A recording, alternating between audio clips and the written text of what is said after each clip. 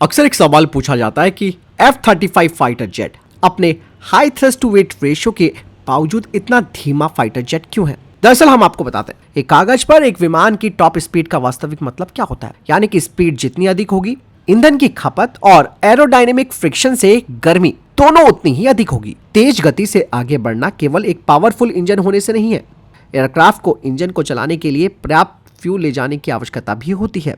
दरअसल दोस्तों, इंजन और एयरफ्रेम को गर्मी को संभालने के लिए खास तौर पर मजबूत होना चाहिए। लेकिन दोस्तों, जब अधिक पेलोड ले जाने की बात आती है तब कई तरीके के समझौते करने पड़ते हैं। ऐसे में दोस्तों, विमान को पर्याप्त रूप से हल्का, एरोडायनेमिक इनफ, पर्याप्त तेज और रखरखाव यानी कि उसका मेंटेनेंस करने के लिए स्पीड के साथ समझौता करना पड़ता है। मतलब साफ है कि अगर अधिक पेलोड ले जाना है तो इन सब चीजों के साथ कॉम्प्रोमाइज करना होगा। यदि किसी फाइटर जेट को रेंज और पेलोड ले जाने के लिए ईंधन बचाना है तो वो लंबे समय तक कभी भी अपनी टॉप स्पीड तक नहीं पहुंच पाएगा।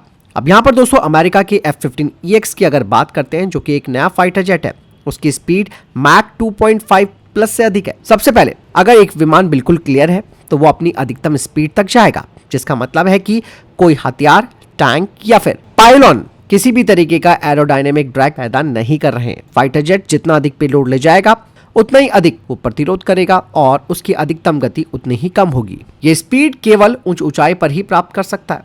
F-15 के मामले में लगभग 60,000 फीट। विमान जितना नीचे उड़ेगा उसकी अधिकतम स्पीड भी उतनी कम होगी।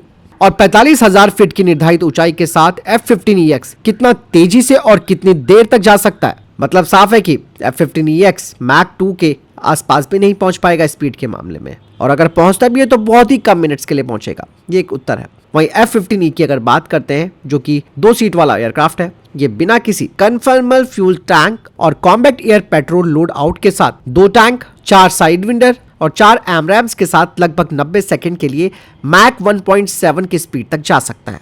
लेकिन F-35 की जहां तक बात आती है तो F-35 को दोस्तों विरासत के फाइटर जेट्स की तुलना में अपनी टॉप स्पीड तक पहुंचने के कई फायदे मिलते हैं। अधिकांश कॉन्फ़िगरेशंस में F-35 पूरी तरीके से क्लियर होता है और हमेशा अपनी टॉप स्पीड को बनाए रखेगा। F-35 का इंजन भी एक्सट्रीमली फ्यूल और हीट एफिशिएंट है और F-35 को सैद्धांतिक रूप से बहुत लंबे समय तक टॉप स्पीड के करीब पहुंचाया जा सकता है। हालांकि F-35 के लिए कुछ अन्य विचार भी सामने आते हैं, क्योंकि एक स्टेल्थ फाइटर जेट है। मतलब साफ है कि इस एयरक्राफ्ट में रडार ऊर्जा को अवशोषित करने के लिए खास तरीके की यानी कि विशेष कोटिंग है। स्पीड जितनी अधिक होगी उतनी ही अधिक गर्मी और कोटिंग का नुकसान होगा। इसके अलावा स्टेल्थ का मतलब केवल रडार से छिपना नहीं होता, बल्कि गर्मी के संकेतों को भी छिपाना होता है।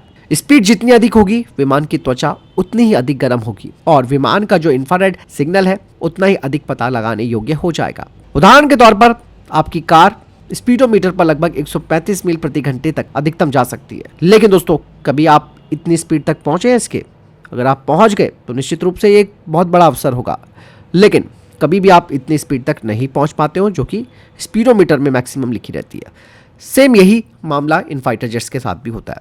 फाइटर जेट चाहे कितना भी आधुनिक बना लो, उसे कुछ ना कुछ समझौता करना पड़ेगा, और यही वजह है कि F-35 जिसका high thrust to weight ratio है, उसके बाद भी इसकी स्पीड कम है। चीजें समय के साथ बदलती हैं, लेकिन कुछ चीजों को आप वैसे ही रहने देना चाहते हैं जैसे कि वो है। रीजन ये है कि आप अगर कुछ कॉम्प्रोमाइज करेंगे तो उससे आपको एक बड़ा नुकसान भी हो सकता है। फिलहाल आपको क्या लगता है इस बारे में? कमेंट सेक्शन में लिखकर जरूर बताएगा। मिलते हैं वीडियो के साथ। नमस्कार।